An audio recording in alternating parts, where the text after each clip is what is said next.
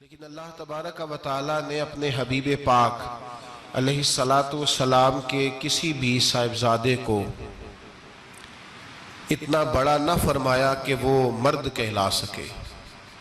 بچپن میں ہی تینوں صاحبزادے وصال فرما گئے۔ مردوں میں سے حضور کسی کے بھی باپ نہیں ہیں۔ حضرت زید بن حارثہ رضی اللہ تعالیٰ عنہ کو نبی پاک صلی اللہ علیہ وسلم نے پالا۔ وہ حضور کے اس طرح کے غلام تھے کہ لوگ انہیں حضور کا بیٹا ہی سمجھنے لگے۔ بہت سارے لوگ کہنے لگے زید بن محمد صلی اللہ تعالیٰ علیہ وسلم۔ اللہ کریم نے منع فرمایا میرے رسول مردوں میں سے کسی کے بھی باپ نہیں ہیں۔ حضور اور اس کی وجہ نبی پاک صلی اللہ تعالیٰ علیہ وآلہ وسلم مردوں میں سے کسی کے باپ نہیں، اللہ کے رسول ہے، وہ خاتم النبیین اور سب نبیوں میں سے آخری نبی ہیں۔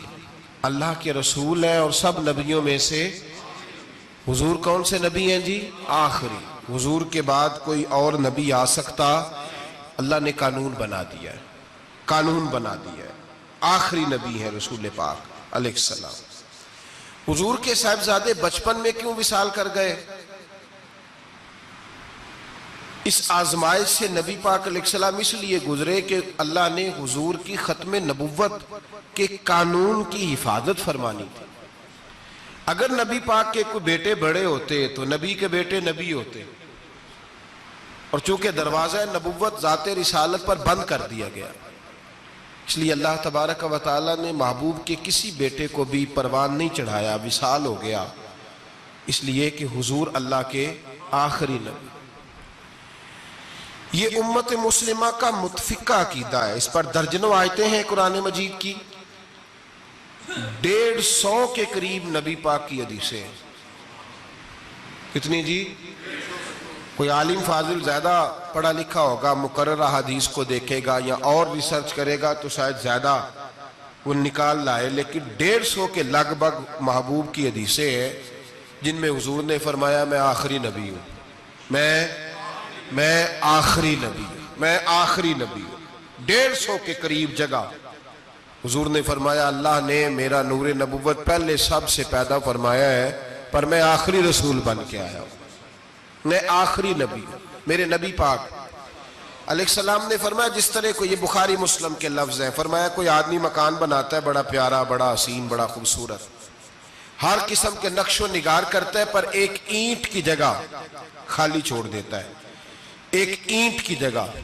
اب جو آدمی بھی آتا نا، گھومتا دیکھتا مکان، اسے بڑا اچھا لگتا اس کا مکان، پر وہ دیکھتا کہ یار یہ ایک اینٹ کی جگہ خالی ہے، اگر کبھی یہ بھی مکمل ہو جائے تو مکان۔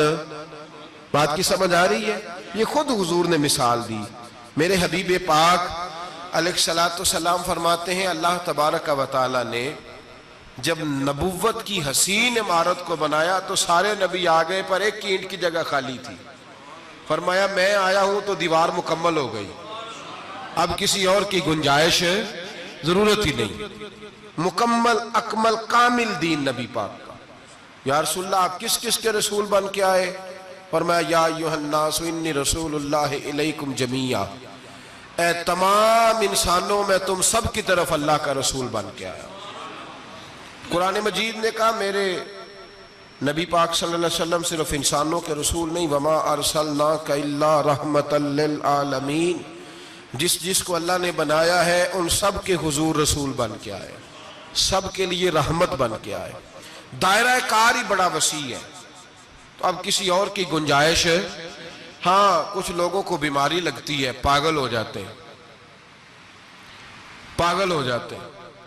دعویٰ کرنا ہمارے زمانے میں ویسے ہی آسان ہے، اور پاکستان ہندوستان ویسے جمہوری ملک ہیں، اس میں ہر آدمی کو بولنے کی اجازت ہے، جو جس کی طبیعت آتی ہے بول سکتا ہے، گنجائش ہے۔ اور ویسے بھی کوئی کیسے پتہ کرے گا کہ کوئی کیا سوچ رہا ہے، کیا بول رہا ہے؟ نبی پاک صلی اللہ علیہ وسلم نے فرمایا تھا کہ میری امت میں 30 کے قریب ایسے دجال جھوٹے ہوں گے، 30 جو دعویٰ کریں گے کہ ہم اللہ کے رسول ہیں۔ 30 لیکن فرمایا میں آخری نبی ہوں، میرے بعد کوئی نبی آ سکتا، انا خاتم النبیین لا نبی بعدی، میں آخری نبی ہوں، میرے بعد کوئی نبی آ سکتا۔ 30 کے قریب خود نبی پاک علیہ السلام کے زمانے میں 2 بندوں نے دعویٰ کر دیا تھا ہم نبی ہیں۔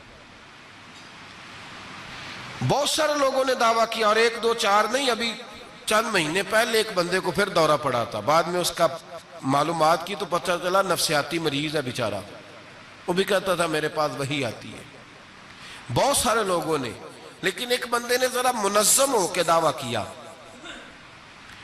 اور خود چونکہ وہ انگریز کا وفادار تھا، تابعدار تھا، اور وہ کہتا تھا میرے آنے کے 2 مقصد ہیں، معاذ اللہ اپنے آپ کو نبی کہتا تھا۔ 2 مقصد ہیں، ایک کہتا تھا کہ جو انگریز حکومت کا وفادار نہیں وہ اللہ رسول کا وفادار نہیں، معاذ اللہ، پہلا اس کا آنے کا مقصد وہ بیان۔ دوسرا اس کا مقصد یہ تھا، وہ کہا کرتا تھا کہ دین سارا باقی ہے، موجود ہے، قرآن، حدیث، نماز، روزہ، حج، زکوٰۃ، میں معاذ اللہ نبی بن کے آیا ہوں تو صرف ایک کام کرنے آیا ہوں کہ جہاد کوئی نہیں، جہاد نہیں کرنا، کفر کے خلاف لڑنا۔ آپ کو پتہ تو چل گیا ہوگا میں کس کی بات کر رہا ہوں، مرزا غلام احمد قادیانی۔ اس کے ماننے والوں کو مرزئی بھی کہتے ہیں، احمدی بھی کہتے ہیں، قادیانی بھی کہتے ہیں۔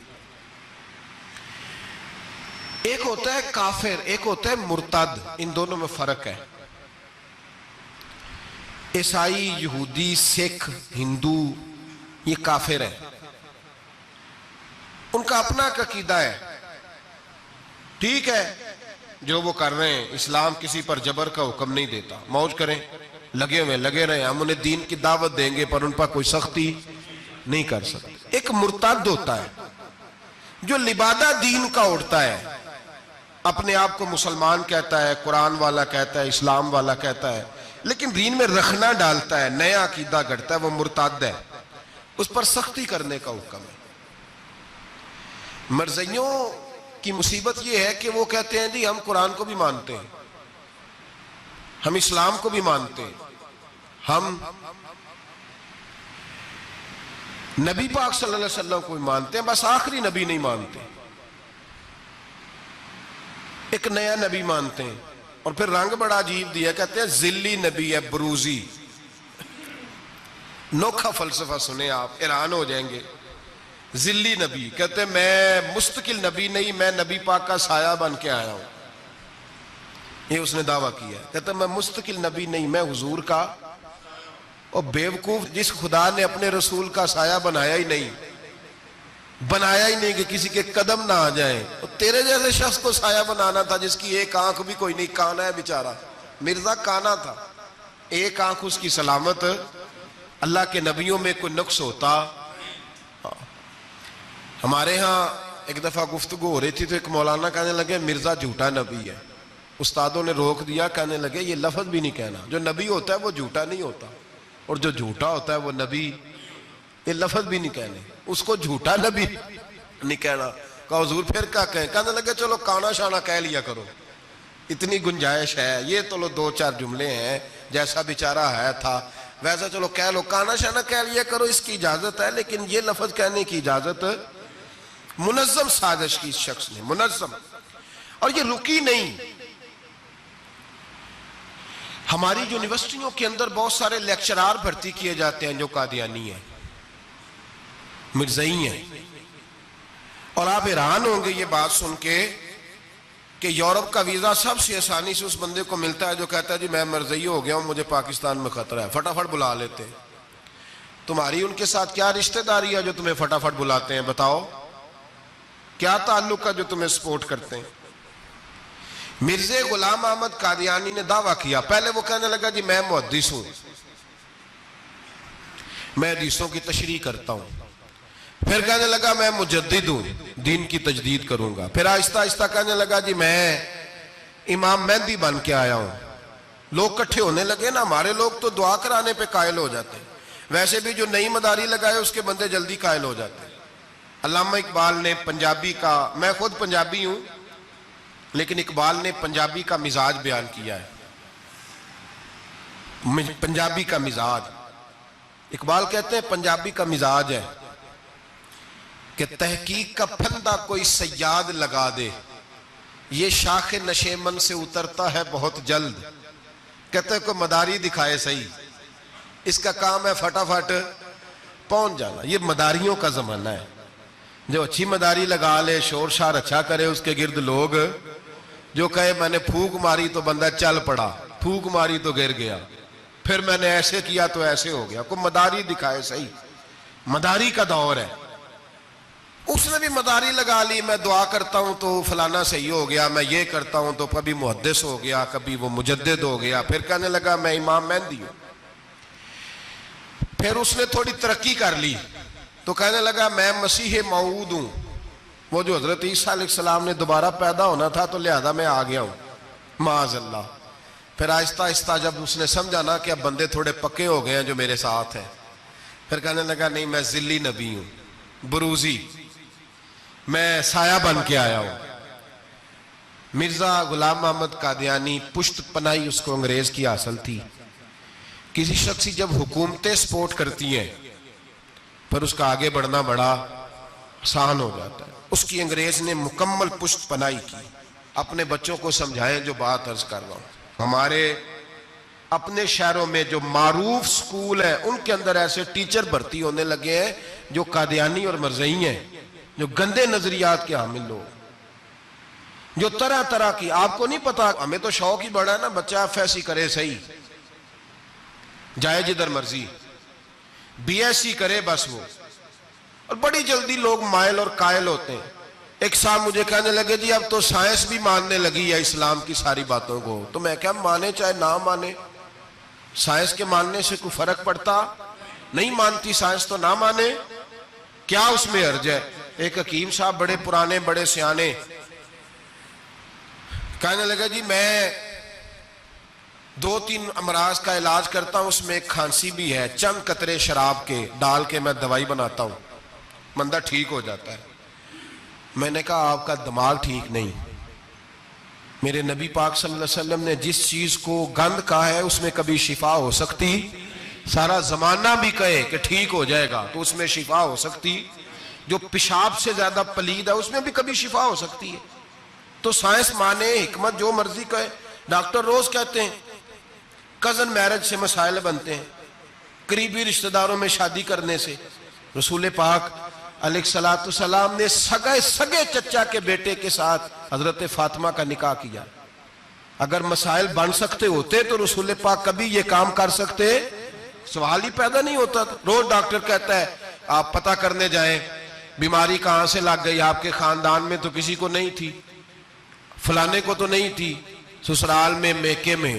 بھئی اللہ کے رسول نے فرمایا بیماری متعدی نہیں ہوتی، ایک کو دوسرے سے لگ سکتی، تو ساری دنیا کے ڈاکٹر کہیں بے شک ہماری طبیعت مان سکتی، ہم کوئی کچے نظریات کے لوگ ہی نہیں، یہاں تو بندے فٹافٹ ایسے ہو جی وہ سنا تھا اس نے کہا تھا، کیا مطلب ہے؟ ساڈے نبی دی زبان ساڈے واسطے قرآن، ساڈے نبی دی زبان ساڈے واسطے قرآن، ختم ہو گئی بات۔ جو مرضی کو کہتا، پھر عقیدہ مضبوط زبردست، ایک منٹ کے لیے بھی ہلنے کی ضرورت نہیں۔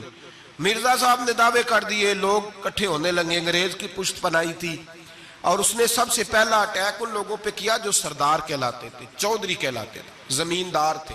غور کریں جو بات سمجھا رہا ہوں، اس کا سب سے پہلا الناس علی دین ملوکہم، لوگ اپنے سرداروں کے مذہب پہ ہوتے ہیں۔ مرزے کا سب سے پہلا اٹیک، قادیانیوں کا سب سے پہلا جو حربہ تھا وہ چودھری لوگ تھے، بڑے لوگ، اس لیے کہ اسے پتا تھا کہ ان لوگوں پہ قبضہ جمایا جائے گا تو باقی جو عوام ہے اس کو قریب کرنا آسان ہو جائے۔ بڑے بڑے ذمہ داروں پہ، جگیرداروں پہ، مالداروں پہ، رئیس لوگوں پہ اس نے پھندے ڈالے، قابو کیے، اور ایک جمعیت تیار کر لی۔ پھر جب لوگ کٹھے ہو گئے اور اس نے دعویٰ کر دیا کہ میں نبی ہوں، علماء نے اس کو کئی دفعہ بلایا، حضرت پیر میر علی شاہ صاحب رحمت اللہ علیہ، پیر صاحب نے فرمایا کسی میدان میں سامنا تو کر، گفتگو تو کر، پر وہ سامنے آنے کو تیار۔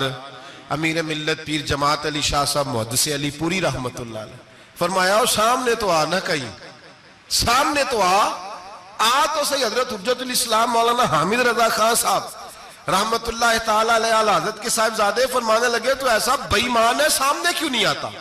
باہر تو نکلنا، آ تو صحیح. ہم تو اس رسول کے ماننے والے ہیں جو ہر میدان میں سامنے آ جاتے تھے، ہر میدان میں. لیکن نا نبی دنیا میں تبلیغ کرنے آتے ہیں، کشتی کرنے نہیں آتے. مولانا حامد رضا صاحب نے وزیر خان مسجد میں تقریر کی، اعلیٰ حضرت کے شہزادے تو فرمانے لگے ہم تو اس رسول کے ماننے والے جو ہر میدان میں سامنے رہے. نبی پاک باہر نکلے تو رکانہ پہلوان بکریاں چرا رہا تھا، کھیت میں تھا. کہنے لگا میں نبی تب مانوں گا جب میرے ساتھ کشتی کریں گے. حضرت بلال حبشی رضی اللہ تعالیٰ عنہ فرماتے ہیں کہ حضور کا مزاج نرم و نازک تھا، ہاتھ پھول سے زیادہ نرم ہوتے تھے، کستوری سے زیادہ خوشبودار ہوتے تھے، نرم و نازک وجود تھا، مکھی نہیں بیٹھتی تھی. جب اس نے یہ بات کی تو میرا دل کیا میں آگے بڑھ کے کہوں تو بیوقوف ہے، کبھی کشتیوں کے ساتھ بھی تبلیغ ہوئی ہے، بیوقوف ہے تو. کہتے ہو کہنے لگا جی میرے ساتھ تو سینکڑوں لوگ آئے، کوئی مجھے گرا نہیں سکا، اگر آپ گرا دے تو میں کلمہ پڑھ لوں گا. کہتے ہیں رسول پاک نے آستینیں چڑھائی، فرمایا چل آجا کشتی کر لیتے. تو آ صحیح میدان میں نکل. میرے رسول پاک نے آستین چڑھائی، تامت مبارک کو سمیٹا، فرمایا چل آجا آجا. ہر میدان میں رسول پاک تشریف لائے. نبی پاک سامنے ہوئے، حضور نے اس کو داؤ لگانے کا موقع دیا. کبھی ٹانگوں کی طرف بھاگتا، کبھی پیچھے آتا، کبھی دائیں. جب بھاگ کے حضرت بلال کہتے ہیں وہ بھاگ رہا تھا، حضور مسکرا رہے تھے. سبحان اللہ. نبی پاک کیا بات ہے، سرکار ہنس رہے تھے کہ چل چل یار ٹھیک ہے بھاگ دوڑنے. جب بھاگ دوڑ لیا تو میرے نبی پاک نے بازو سے پکڑا، 2-3 دفعہ لایا تو زمین پہ گر گیا. حضور نے پکڑ کے اٹھایا، فرمایا میں صرف گرانے نہیں آیا، میں تو اٹھانے آیا ہوں. کھڑا کیا تو کہنے لگا نہیں آپ نے تو مجھے موقع ہی نہیں دیا. تو حضور نے فرمایا دیر کوئی نہیں ہوئی تو دوبارہ آ جا، کوئی عرض نہیں، آ جا دوبارہ سے. دوبارہ آیا تو میرے حبیب نے 2 دفعہ ہلایا تو پھر جا گرا. کہنے لگا نہیں ابھی بھی میں سنبھل نہیں سکا تھا.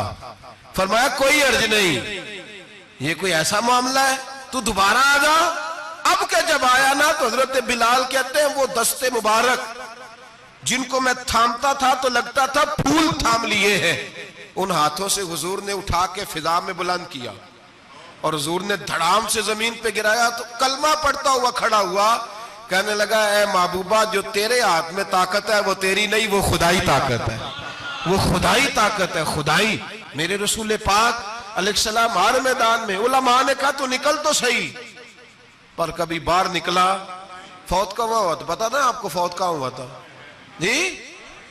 چلو مینوں تے دسن دی لوڑ ہی نہیں، تہاڈے تے سارا پتا ہے ہوتا. باتھ روم میں مرا وہ، باتھ روم میں. اور آج تک لوگ باز نہیں آئے. ان کی عبادت گاہیں ہیں، بڑے چکر ہیں. اب ایک نیا بہانہ میں سنتا ہوں، نیا بہانہ. کہتے ہیں جی پاکستان کی اسمبلی نے انہیں کافر کہا ہے. اسمبلی وزیر اعظم صاحب شیخ الحدیث ہے آپ کے، اسمبلی میں جو لوگ بیٹھتے ہیں شیخ، ان کا کیا کفر اسلام سے، کیا وہ کسی کو کہیں گے بیچارے. سورۃ اخلاص تو ہمارے وزیر داخلہ اور وزیر خارجہ نہیں سنا سکتے. یہ حال ہے. بہت بڑے بڑے بیرسٹر کہلانے والوں کو سورۃ اخلاص نہیں آتی، انہوں نے کسی کو کافر مسلمان کیا کہنا ہے. اسمبلی کا مسئلہ نہیں ہے. امت مسلمہ کے علماء محدثین محققین کا متفقہ فیصلہ ہے کہ مرزائی کل بھی کافر تھے، آج بھی قیامت تک کافر، اور بدترین کافر ہے، ہلکے پھلکے کافر بھی نہیں، سپرلیٹر ڈگری ہے، زبردست قسم کے کافر ہے، چھوٹے موٹے بھی نہیں، آخری درجے کے بدترین مشرک ہیں. یہ ہم لوگوں کی اپنی موج ہے جمہوری، اور نہیں جی نہیں نرمی کرنی چاہیے، نہیں جی نہیں نرمی کرنی. ایک پارٹی والا دوسرے پہ سختی کر رہا ہے. مذہب کے معاملے میں سارے حسن اخلاق کے قائل ہیں، سب اخلاق کے قائل ہیں. نرمی کرو ٹھیک ہے، سب کو کہو چلو ٹھیک ہے گلی برابر کی ہے، ووٹ برابر کے لے لو. وہاں کہتے ہیں نہ دیے تو لڑائی بھی ہوگی، ناراضگی بھی ہوگی، جھگڑا بھی ہوگا، یہ بھی ہوگا. دنیا داری کے معاملے میں سختی اور دین کے معاملے میں ایسا نہ کرو. وہ بدترین مشرکین ہیں، انہوں نے ایسے ایسے ظلم کیے. وہ تو کہتے ہیں جو ہمارے پیچھے مرزا تو یہ کہتا تھا جو مجھے نہیں نہ مانتے وہ سارے شیطان کے پیروکار ہیں. تو سب کو شیطان کہہ رہا ہے، تو نرمی کر رہا ہے. اور پھر اس کی کرامتیں بڑی عجیب تھیں. فرشتہ آتا تھا وہی لے کے، اس کا نام تھا ٹیچی. ٹیچی اپنی کتاب میں لکھا ہے. نام کیا ہے؟ نبی پاک صلی اللہ علیہ وسلم نے فرمایا کہ جناب عائشہ کے ساتھ میرا نکاح اللہ نے آسمانوں پہ کیا ہے. اس نے حدیث پڑھ لی تو سویرے اٹھی اس نے بھی ایک فتویٰ دیا. ایک بی بی تھی, نام تھا محمدی بیگم. کہنے لگا میرا بھی اس کے ساتھ آسمانوں پہ نکاح ہو گیا. پھر ساری زندگی محمدی بیگم کی منتیں ہی کرتا رہا. اس نے کہا میں نے نہیں کرنا تیرے بے ایمان کے ساتھ نکاح. کیسا آسمانوں پہ نکاح ہوا تھا, پھر زمین پہ ہو سکا؟ ایسا بدبخت آدمی, ایسا بدبخت. اور اس کو جو خوابیں آتی تھی بڑی نرالی تھی. 15 روپے کا ملازم تھا, وہ ماہانہ 15 روپے ملتے تھے, سیالکوٹ میں ملازمت کرتا تھا. جب یہ اس نے ڈھونگ اور ڈرامہ رچایا تو موجیں لگ گئی. میں نے کہا کہ مداری کوئی بھی کرے تو لوگ کٹھے ہو جاتے. سیدھی سیدھی بات, صاف ستھری بات تو اتنی جلدی ہضم ہی نہیں نہ ہوتی لوگوں کو. تو اس نے جب وہ کہتا مجھے خواب آئی ہے. خواب کیا آئی ہے؟ کہتا وہ میرے پاس کوئی آنے والا آیا تو مجھے ہزاروں روپے دے گیا ہے. جب بھی اس کو خواب آئی کوئی ہزاروں روپے کی آئی, دولت کی آئی. ملا رومی نے بڑی پیاری بات لکھی ہے. ملا رومی کہتے ہیں کہ ایک بادشاہ تھا تو اس کے زمانے میں ایک بندے نے نا نبوت کا دعویٰ کر دیا. اس نے کہا میں بھی نبی ہوں. معاذ اللہ ثم معاذ اللہ. بادشاہ بڑا سمجھدار تھا, سیانہ بندہ تھا. اس نے کہا اس کا پس منظر تو پتا کرو, کوئی پاگل تو نہیں, کوئی گھر میں جھگڑا تو نہیں رہتا, اس کا بھوک کا ستایا ہوا تو نہیں, کیونکہ اس طرح کے بندے مختلف دعوے کرتے پھرتے ہیں. پتہ کیا, معلومات کی, تو لوگوں نے آ کے بادشاہ کو بتایا کہ نا کچھ نہیں نا تو 15 دن اس کو روٹی نہیں ملتی بیچارے کو. بڑے کاروبار کیے ہیں, چمکا کوئی نہیں. تو اس نے کہا چلو یہ والا کام کرتے ہیں, مشہور تو ہو جائیں گے نا, بدنام جو ہوں گے تو کیا نام نہ ہوگا. تو بادشاہ نے کہا چلو ٹھیک ہے بلاؤ. اس کو بلایا تو بادشاہ کہنے لگا اس کو باورچی خانے میں لے جاؤ اور جتنے کھانے پک سکتے ہیں نا پکا کے اس کے سامنے رکھو, صبح شام اسے روٹی کھلاؤ. 15 دن نہ 2 ہفتے بڑا خوب کھانا کھلایا اس کو, زبردست اچھی طرح سے سیر ہو کے روٹی کھلائی. تو ملا رومی کہتے ہیں 15ویں دن باہر نکالا, بادشاہ کے سامنے پیش کیا. تو بادشاہ کہنے لگا او معاذ اللہ دعویٰ کرنے والے کہ میں نبی ہوں, کوئی نیا پیغام آیا تیرے پاس کہ نہیں, کوئی نیا الہام, کوئی نیا پیغام؟ کہنے لگا جی بالکل آیا ہے. نے کہا سنا. کہنے لگا میرے پاس نیا پیغام آیا ہے کہ تو جہاں پہنچ گیا یہاں سے نکلنا نہیں, اب تو نے یہیں رہنا ہے, یہ مجھے حکم ہوا ہے, لہذا اگر تو حکم عدولی کرے گا تو نافرمان ہو جائے گا. تو اس نے کہا ٹھیک ہے میں تیری بات سمجھ گیا ہوں, روٹی تجھے 3 وقت ملا کرے گی لیکن تو گھر جا کے رہے. آج کے بعد اس طرح کا کوئی دعویٰ, پیٹ کے ہاتھوں مجبور ہو کے لوگ دعوے کرتے ہیں. اور پھر جو ان کے ساتھ ہوتے ہیں نا وہ بھی بہت سارے پیٹ کے ہاتھوں مجبور ہوتے ہیں, تنخواہیں لگ جاتی ہیں. اور جب کسی کی تنخواہ لگ جاتی ہے پھر پراپوگنڈا کرنا اس کی ذمہ داری ہوتی ہے, شور کرنا ذمہ داری, رائے عامہ ہموار کرنا اس کی ڈیوٹی ہوتی ہے. مرزے نے بہت سارے لوگ بطور تنخواہ دار وہاں رکھے. پھر یہ تحریک چلی, 1 2 4 نہیں, درجنوں لوگ اس میں شہید ہوئے. جگہ جگہ رسول اللہ کے غلاموں نے صلی اللہ, اور بڑی ذمہ داری سے بات کہہ رہا ہوں, بڑی ذمہ داری سے. دین کی کوئی تحریک چلتی ہے تو نہ سیاستدان نکلتا ہے, نہ جاگیردار, نہ سیاستدان, نہ وڈیرا, نہ کوئی اور, الا ماشاءاللہ. دین کی تحریک چلتی ہے تو نہ یہ لاکھ روپیہ لینے والے نعت خواں باہر نکلتے ہیں, نہ جو بڑی گدیوں پہ جدی پشتی پیر بیٹھے ہیں وہ باہر آتے ہیں. وہ علماء اور مشائخ جن کا دین سے رشتہ ہے. اگر پیر جماعت علی شاہ صاحب نکلے تو خالی پیر نہیں تھے, عالم دین بھی تھے. اگر پیر میرے علی شاہ صاحب نکلے تو خالی پیر نہیں, بہت بڑے عالم تھے. حجت الاسلام نکلے تو خالی پیر نہیں, عالم تھے. یہ علماء نکلتے ہیں, مار کھاتے ہیں. ایک عالم نے مار نہیں کھائی, 2 نے نہیں کھائی, درجنوں نے کھائی, ہزاروں اور سینکڑوں نے کھائی. علماء نے قربانیاں دی, جیلوں میں بند ہوئے.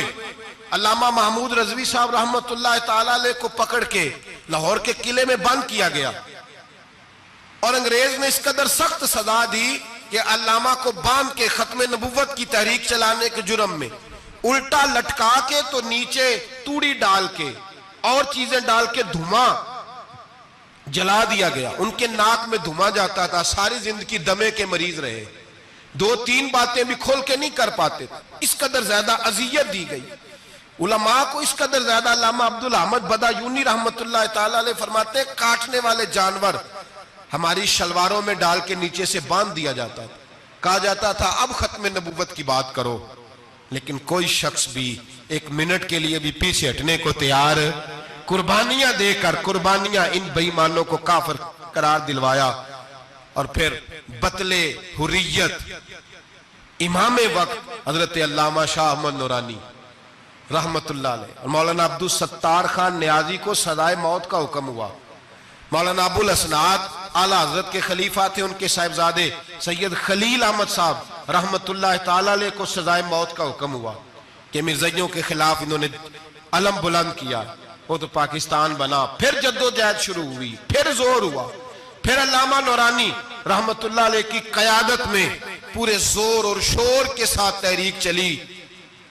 आखिर मजबूर हुए उस दौर के वजीर आजम भुट्टो साहब मजबूर हो गए और कहा ठीक है, सवेरे मैं मिर्जे के पोते को बुलाता हूं, आप असेंबली में बैठ के बात करें, उनसे गुफ्तगू करें। अगर हम कौमी असेंबली के मेंबरान ने देखा वाकई झूठा है तो हम उन्हें अकलियत करार दे देंगे। अल्लामा नूरानी हजरत अबू बकर सिद्दीक की औलाद थे और मेरे आला हजरत फाजिल बरेलवी रहमतुल्लाह अलैह के खलीफा के बेटे थे और खुद हुजूर मुफ्ती आजम हिंद रहमतुल्लाह अलैह के मुरीद थे। हजरत अल्लामा नूरानी सारी जिंदगी ऐसा लिबास पहनते थे कि उसके अंदर सिलवट नजर नहीं आती थी। इमामा इतना हसीन होता था कि देखने को दिल करता था और गाड़ी में बेहतरीन में बैठते थे, लेकिन मकान सारी जिंदगी किराए का रहा, किराए का। लोग कहते हैं मिलने जाते थे, सीढ़ियों से उतरते थे तो अल्लामा नूरानी सीढ़ियों पे बिठा लेते थे, कहते 2 ही कमरे हैं और मैं आपको बिठा नहीं सकता, घर में जगह नहीं। तो कहा हजरत आप उजले तो बड़े नजर आते हैं, तो आप फरमाते लिबास दुनिया को दिखाने के लिए पहना है और बाकी तो सारा मेरा मामला खुदा रसूल के साथ है, मैं जानू अल्लाह रसूल जाने। मैं भिखारी बन के नहीं जीना चाहता, खुददारी के साथ वक्त गुजारना चाहता हूं। अल्लामा नूरानी कहते हैं जिस रात सुबह असेंबली में मुनाजरा होना था तो मैं सोचने लगा आज रात क्या करूं, तो फिर मुझे ख्याल आया मैंने वही करना है जो बदर की रात मेरे मुस्तफा ने किया था। सारी रात मैं मुसल्ले पे बैठा रहा। कहते हैं बस ऊंग लगी तो बात बन गई, आंख लगी तो बात बन गई। कहते सहरी का वक्त हुआ तो दस्तक हुई दरवाजे पे, 2-3 नादान दोस्त कहने लगे आप हमारे घर आए। फरमाते मैं उनके घर गया, जब उनके घर पहुंचा तो वहां मरज़ई और कादियानी 10 करोड़ रुपया ब्रीफ केस में बंद करके लाए और कहने लगे मौलाना ये बयाना है, बयाना, ये आप बयाना पकड़ लें और बाकी पैसे बाद में, सुना है मकान भी किराए का है, सुना है आपके पास कोई प्रॉपर्टी नहीं, ये बयाना ले ले बाकी बाद में आएगा। अल्लामा नूरानी कहते हैं मैंने जब पैर की ठोकर लगाई तो ब्रीफ केस खुल गया और उसमें करोड़ों रुपए बिखर गए। मुझे कहने लगे पैसे देख के तो आपको ख्याल आ गया होगा कि बच्चों के लिए भी कुछ सोचना है, पीछे भी पलट के देखना है। तो नूरानी साहब रहमतुल्लाह अलैह फरमाने लगे मैंने कहा हाँ मैं वसूल तो कर लेता पर तुमने कीमत बड़ी थोड़ी लगाई है। ईमान बेचना इतनी थोड़ी कीमत, मेरी तो रात ज्यादा कीमत लग गई है, बड़ी ज्यादा कीमत, मैं तो बिक गया हूं पहले से। कहने लगे आपकी क्या कीमत लगी है? फरमाने लगे रात में दुरूद पढ़ते पढ़ते सोया हूं तो मदीने वाले रसूल का दीदार नसीब हुआ है और नबी पाक ने थपकी दे के कहा फिक्र न करना मैं तेरे साथ हूं। तो कहने लगे जिसकी कीमत मोहम्मद अरबी लगाए कोई उसे खरीद सकता है? सवेरे मैदान लगेगा असेंबली में और मैं असेंबली के फ्लोर पे साबित करूंगा तुम कल भी बेईमान थे, आज भी बेईमान हो, कयामत तक तुम बेईमान ही रहोगे। जितना मर्जी पढ़ जाओ, लिख जाओ, जितनी मर्जी बड़ी इबादत गाहें बना लो, जितना मर्जी शोर कर लो और जितने मर्जी कनाडा और अमेरिका तुम्हारा साथ दे ले, हमारे रसूल आखिरी नबी है, हुजूर आखिरी नबी है। ये उम्मत का मुतफिका अकीदा है, इसमें किसी को रखना डालने की इजाजत। आप फरमाते हैं सवेरे वो आया, बड़े जोर से आया, कभी अंग्रेजी बोलता कभी कोई बोली बोलता, लेकिन अहमद रजा के दरवाजे का एक फकीर एक बात ही करता, वो रजा के नेजे की मार है कि अदुव के सीने में गार है, किसे चारा जोई का वार है कि जो वार वार से पार। कहते एक और मौलवी साहब भी आए मेरे साथ मुनाजरा करने, उनकी अपनी किताब से निकल आया कि नबी पाक के बाद आखिरी कोई और नबी आ जाए तो फर्क नहीं पड़ता। अपनी किताब से, उनके दारुल उलूम बनाने वाले की किताब से निकल आया। तो मौलवी वो मिर्जा कहने लगा तुमने भी तो लिखा है। हमने कहा ये भी बेईमान है, आला हजरत कह चुके हैं ये काफिर है, ये भी तुम्हारी तरह का ही है, जालिम, لہذا اس کی بات کا کوئی اعتبار نہیں ہے، کافر قرار دے دیا گیا۔ کفر تو ہو گیا، اقلیت تو ہو گئی، لیکن وہ آج تک اپنی حرکتوں سے باز۔ ہمارے بچوں کو پتہ ہی نہیں یہ کتنے غلط ہیں، ہمیں خبر ہی نہیں کہ یہ کتنے برے ہیں۔ بھائی ایک صاحب سے میری ایک دفعہ بات ہوئی، چودھری صاحب تھے، گفتگو ہوئی تو کہنے لگے جی ختم نبوت نہیں مانتے تو ختم ہو گیا مسئلہ، اللہ ناراض ہو جائے گا۔ ختم نبوت نہیں مانتے تو اللہ ناراض ہو جائے گا۔ میں نے کہا جناب کے کتنے بچے ہیں؟ انہوں نے کہا 4۔ زمین کتنی؟ 20 کلے۔ کتنے کتنے آئے بولیے؟ تو میں نے کہا کہ نیا بندہ آ کے کھڑا ہو جائے کہ میں بھی آپ کا بیٹا ہوں تو آپ راضی ہیں؟ مثال دے رہا ہوں سمجھانے کے لیے، بلا مثال و بلا تشبیہ، آپ راضی ہو جائیں گے؟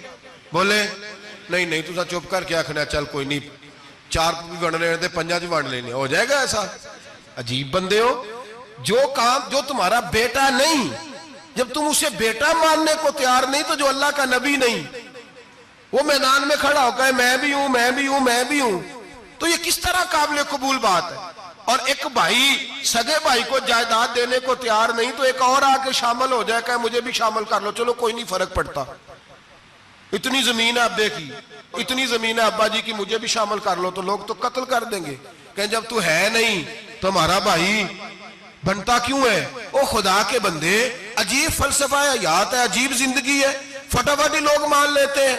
سب لوگوں نے اپنی اپنی باتیں کی، سب نے اپنے اپنے دلائل دیے ختم نبوت پہ، ضرورت ہی نہیں تھی۔ جب حضور کہہ گئے جو بن سکتے تھے ان کو نبی پاک کہہ گئے، جو بن سکتے تھے جن میں صلاحیتیں تھی، حضور نے فرمایا علی تو میرے لیے اسی طرح ہے جس طرح موسیٰ کے لیے ہارون تھے، لیکن موسیٰ کے بھائی ہارون بھی نبی تھے، پر میرے بعد کو نبی ہو سکتا تو ہو اسی طرح جس طرح موسیٰ کے لیے ہارون، جن کے اندر خوبیاں پائی جاتی تھی۔ فرمایا ابو بکر میری ساری امت سے افضل ہے پر نبی نہیں ہے۔ میرے رسول پاک نے فرمایا عمر فاروق میں وہ ساری خوبیاں پائی جاتی ہیں جو ایک نبی میں، لو کان نبی بعد لکان عمر ابن خطاب، اگر کوئی میرے بعد نبی ہوتا تو خطاب کا بیٹا عمر ہوتا۔ جو ہو سکتے تھے جب وہ نہیں ہوئے تو کانا شانہ اٹھ کے آ گیا ہے، ادھر قادیان کا رہنے والا، اور تو کہتا ہے نہیں مجھے مان لو، چلو پورا نہ مانو، ذلی مان لو، بروزی مان لو، کوئی حیا ہونی چاہیے۔ اور بڑے بڑے سیانے بندے ان کو آج تک پتہ ہی نہیں کہ یہ ذلیل کتنے، ان کے اندر خباثت کتنی پائی جاتی ہے۔ میرے رسول پاک امت کے لوگوں نے اپنے اپنے دلائل دیے، نبی پاک کی امت نے اپنے اپنے۔ حضرت میاں محمد بخش صاحب رحمت اللہ علیہ ختم نبوت پہ بات کرنے لگے تو انہوں نے انوکھی بات ہی کر دی، انوکھی بات۔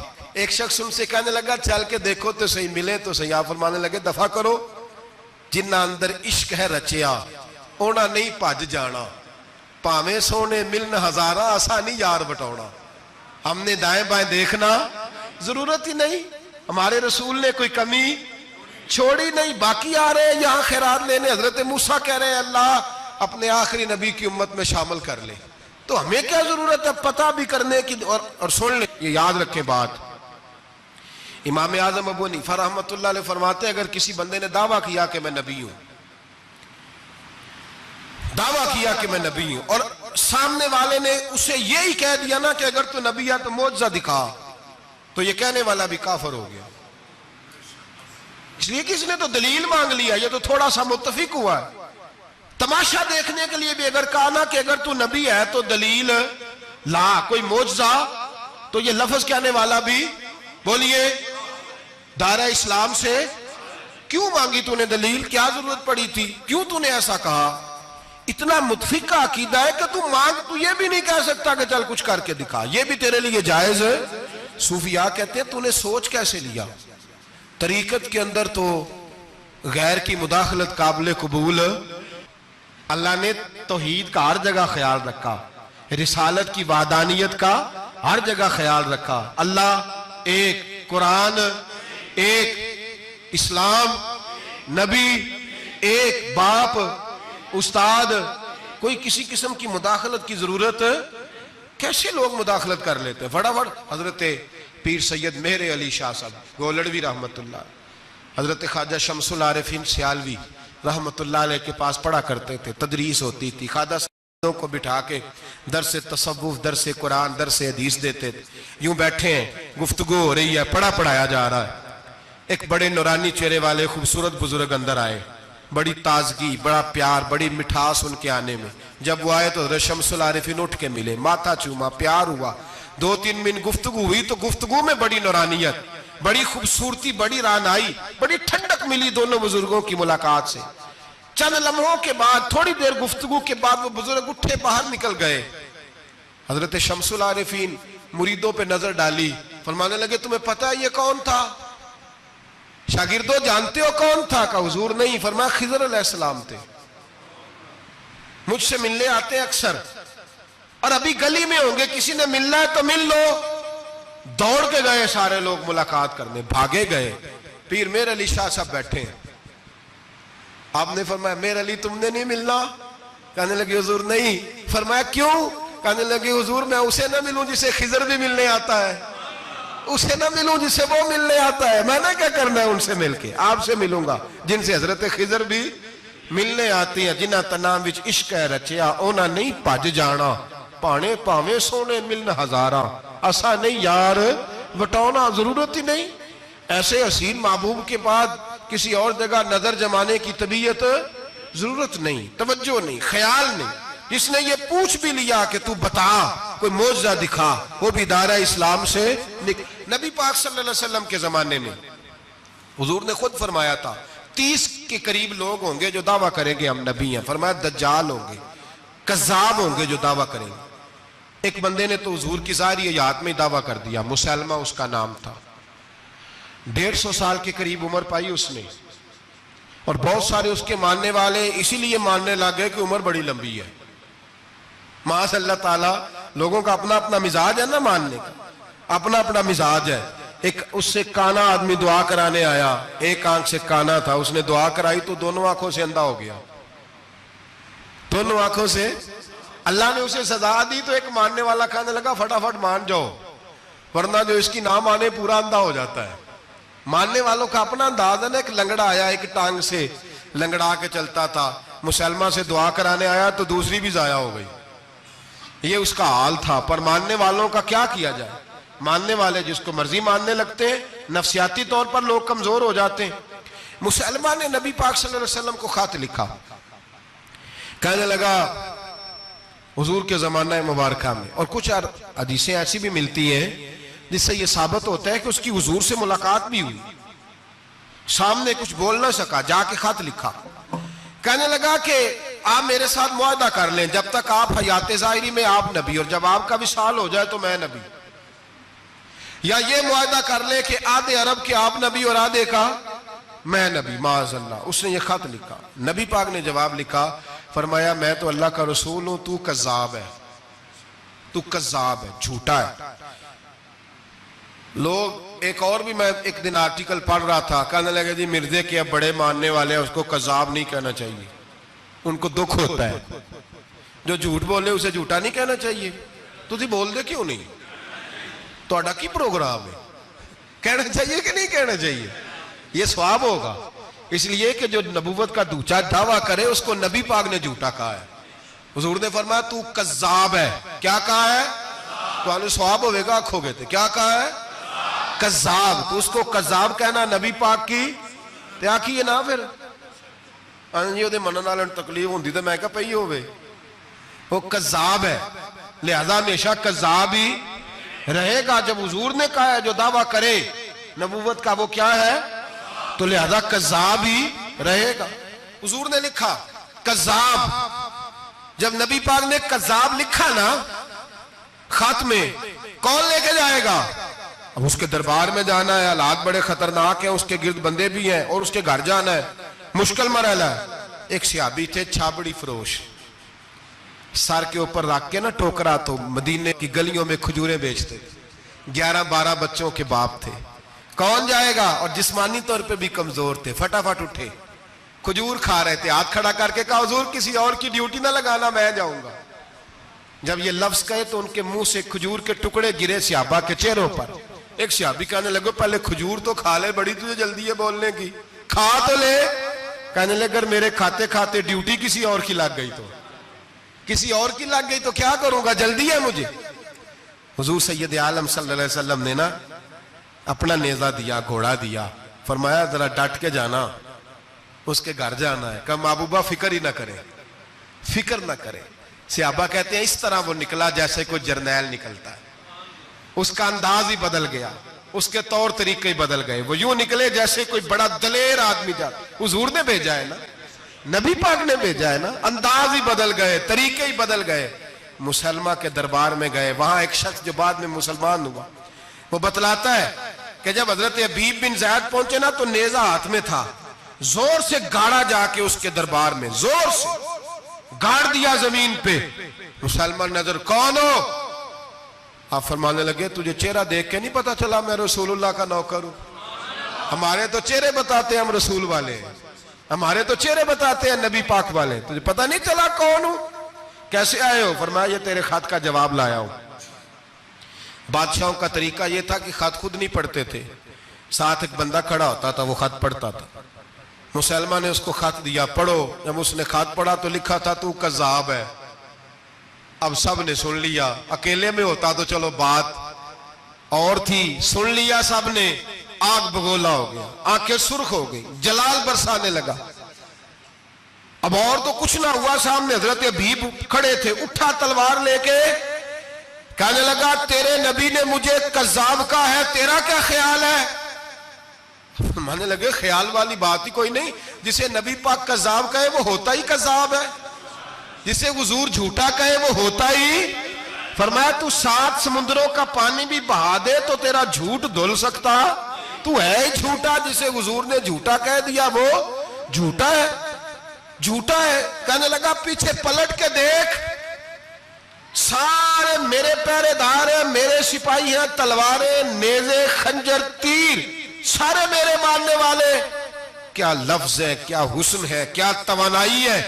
حضرت حبیب بن زید فرمانے لگے میرے 12 بچے ہیں، ان میں سے کچھ ایسے ہیں جو دودھ پیتے ہیں، کچھ ایسے ہیں جو ابھی چل نہیں پائے۔ میں جب رسول اللہ کا پیغام لے کے نکلا تھا تو میں نے پلٹ کے بچے نہیں دیکھے تو تیرے پہرے دار کیسے دیکھ لوں؟ جو چیز مجبور کرتی ہے، باندھ لیتی ہے، وہ نہیں جب میں نے دیکھی تو میں تیرے پہرے دار دیکھوں؟ جو جی میں آتا ہے کر، غلامان محمد جان دینے سے نہیں ڈرتے، یہ سر کٹ جائے یا رہ جائے کچھ پرواہ نہیں کرتے۔ فرمایا ان کو نہیں دیکھا جن کو دیکھنا چاہیے تھا، تجھے دیکھوں؟